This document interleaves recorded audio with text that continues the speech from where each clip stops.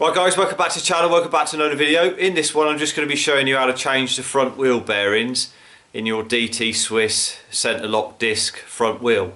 So this will apply to many of the wheels, so if yours doesn't look, the hub doesn't look exactly the same as the one I'm going to demonstrate it on, then it doesn't mean it's not the same way of doing it.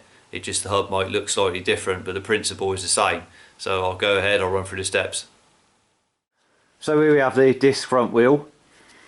As you can see, a Centerlock disc. So what you need to do is remove your Centerlock rotor off of the hub first of all.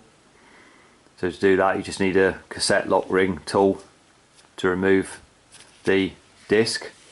So once you remove that, then what you need to do is remove your end caps. Now this just happens to be a quick release end cap, so it doesn't matter if you use a quick release or if you've got the through axle ones on there, you still need to remove them regardless. So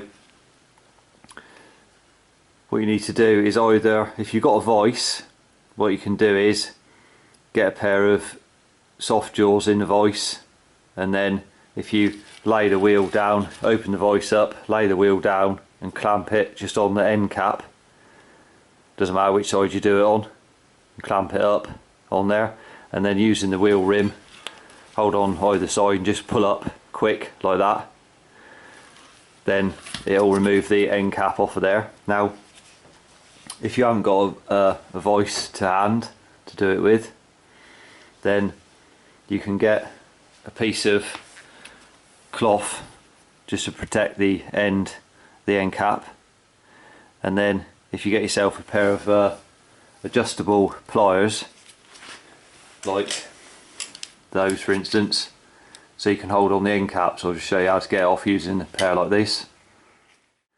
So what we'll do is get a cloth over, just put that over the end cap like that first of all, and then just get your adjustables and just hold on to the end cap like that on there, and then obviously pull in on it like that. So just remove it. So there's the end cap there. So to remove the opposite side, you can either use your pliers again, or if you get yourself a punch like that, and then put down through the middle of the wheel. So you put that down through the centre, so I'll just do that. So you get the punch, just put it down, it rests on the end cap the opposite side. Then all you do is tap it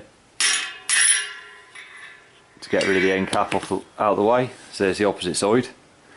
So we're left with both end caps removed, and you can see the bearings in there. Now if you look in the middle between the two bearings, there's a sleeve in the middle down in there.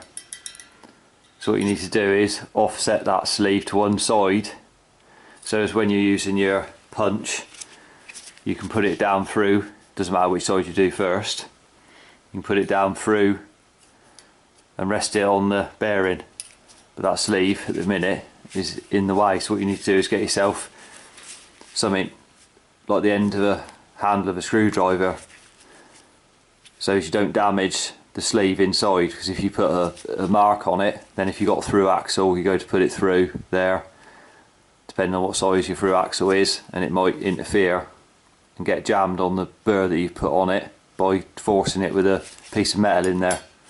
So if you just use the handle end of a small screwdriver and just put it in and push down on it like that, and then it will just slightly off centre the collar in there, so when you put your punch down through, it will rest on the bearing in the bottom like that, on the inner race, so sort of there but down in the bottom, whichever one you're doing first. So like I said, just put that in there, push down on it, small screwdriver just to off centre it.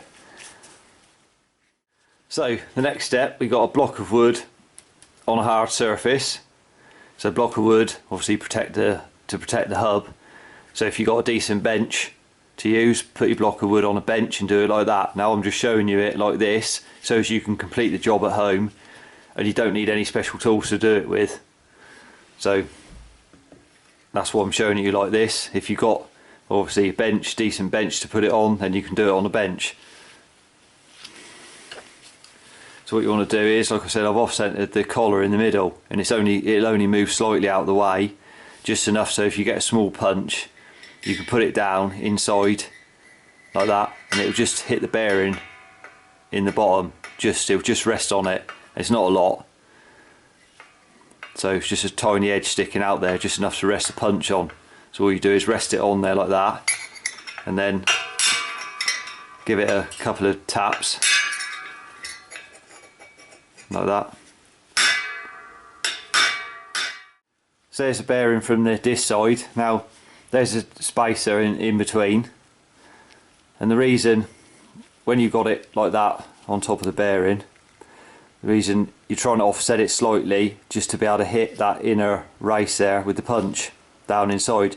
Now the reason it won't off center very easily to start with is because it's got two seals, as you can see there, the O-rings on here, which stops it moving to one side very easily. So like I say, when you're off centering it just to hit that inner race, it's only moving very slightly out of the way. So when you put your punch down in there like that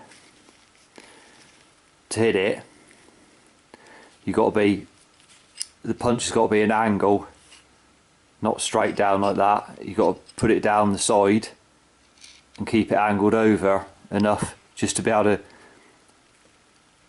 keep it hitting that inner race there. Otherwise it'll just slide all the way through and you won't be hitting anything. You've got to just push it over slightly at the bottom as you're hitting it. So now we've done this side, what we do is we need to get the opposite side out. So what you want to do for that is, if you just flip your wheel over, you'll see the bearing down inside easily now because there's no sleeve in there. Then what you want to do is just get a 13mm socket, either a short one or a long one, doesn't matter, you can put an extension on it like that, and then you can put that down in there like that and just sit it in the centre of the bearing down in the bottom, and that way you can just hold it in position like that, and then obviously hit that out. You can hit it down a little bit again till it touches the block of wood, and then after it's touched the block of wood you can't hit it out no more, so you just need to hold it up in the air a little bit and then hit it out.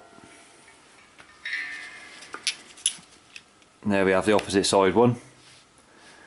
So what you want to do now is wipe out the inside of the hub, just get any old grease and dirt out where the bearings are going to sit, clean that up, then you're ready to install a couple of new bearings. So we got the hub cleaned out, so next thing you want to do is on both sides where the bearing's going to sit, just put some grease around in the hub there, just where the bearing's going to go on both sides to start with. So we do that, just put a light smear on there like that. Now we're going to put this side in first, so we'll put the opposite side on the block like that. Then get yourself a couple of good quality bearings. Never use any cheap bearings because they're just not made the same quality as the expensive ones. They may look the same but they're nowhere near as good. So get yourself a couple of good quality bearings. I'll put the sizes to these ones in the description for the video, just in case you want to purchase a couple of, then you know what size they are. So we'll put some grease around the outside of the bearing just to smear, and then on the inside that's going to be inside the hub, what you don't see, I'll just put some grease over the face of the seal on there, just help keep the water out. So just put a coat over that, and then what you can do is sit the bearing in the hub like that, so it's sitting there, and then you can do is, if you just push on it, just make sure it's level, it's not going in at an angle. So then what you want to do is to put the bearing in. If you've got a press and you want to purchase a press with the correct size ends to push it in with, then you can go ahead and purchase a proper press for it. Obviously if you don't want to do that, then what you want to do is get yourself a 20mm socket. So that socket is exactly the same size as the outside of the bearing, like that. So you're hitting on the outside only, never hit where the seal is on the bearing, because you'll ruin the bearing before you put it in, so you'll damage it. So that goes over will sit over the bearing like that, as you can see. So all you do is get your socket and put it in place over the bearing like that. And then what you need to do is tap it in. Obviously make sure it's going in straight, you're not hitting it in an angle at all, so you've got to hit it in straight. So just take your time, obviously hold it over the edge like that and just tap it in. Just go round it to start with, and then just have a look, make sure it's going in square.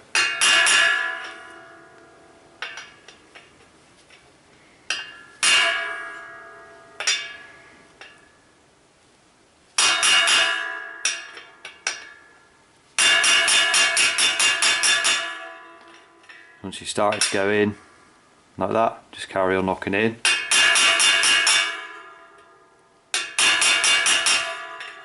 Just check it from time to time, making sure it is going in square. So you don't want to hit it in crooked.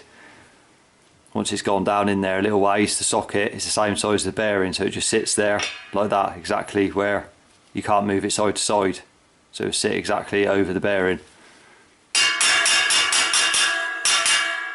And then when it's hit the bottom, the note will change, so you know when it's hit the bottom anyway. And there's the bearing installed in there, so you just check it on your finger like that.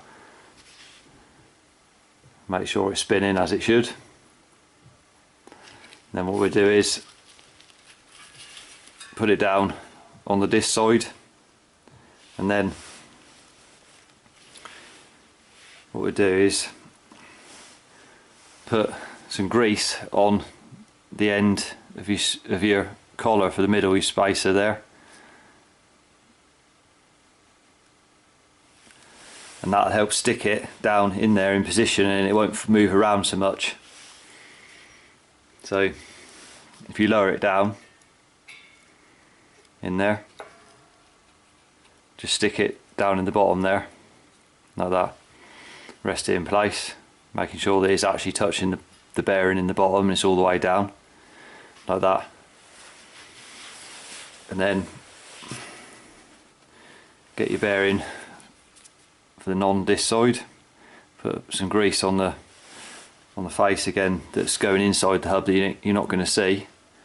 That just helps keep the moisture out of it, because it's the moisture that ruins your bearings and makes them go bad. If you're only riding them very dry all the time, then you're not going to have too much of a problem with them. But if you're riding in the wet and everything, and you wash your bike with a hose or a steam cleaner or anything, then you're going to ruin your bearings in no time, because it's the water they don't like. So we'll sit that bearing on top there again, just make sure, just push on it again like that, just make sure it's seated in there. And then again with your socket, that over the bearing again.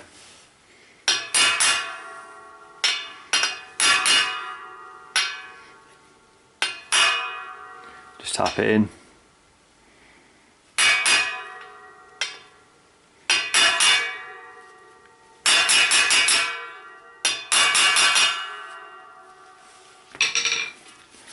So there's the bearing installed there. See, like again, you just check it, spin your wheel like that. So it should spin lovely and freely. Say 2 new bearings, so it should spin absolutely spot on like that. So now we can go ahead, you can put your end caps back in. So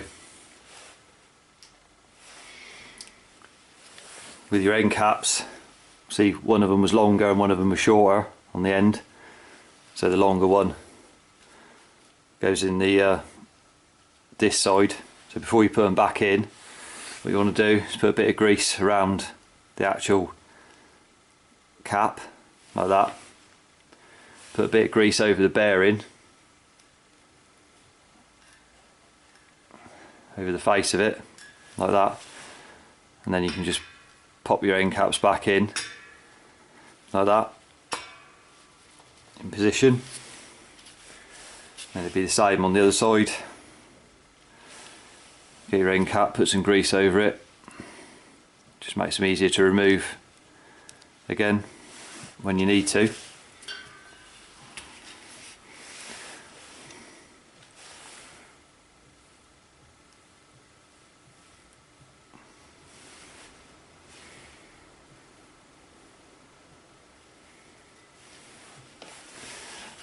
Pop that one back in.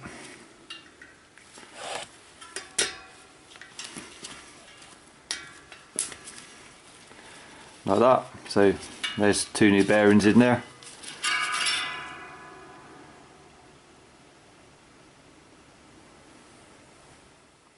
So if you found the video helpful, if you did, remember to give it a thumbs up, subscribe to the channel for more cycle related content. Till next one, ride safe and I'll see you then.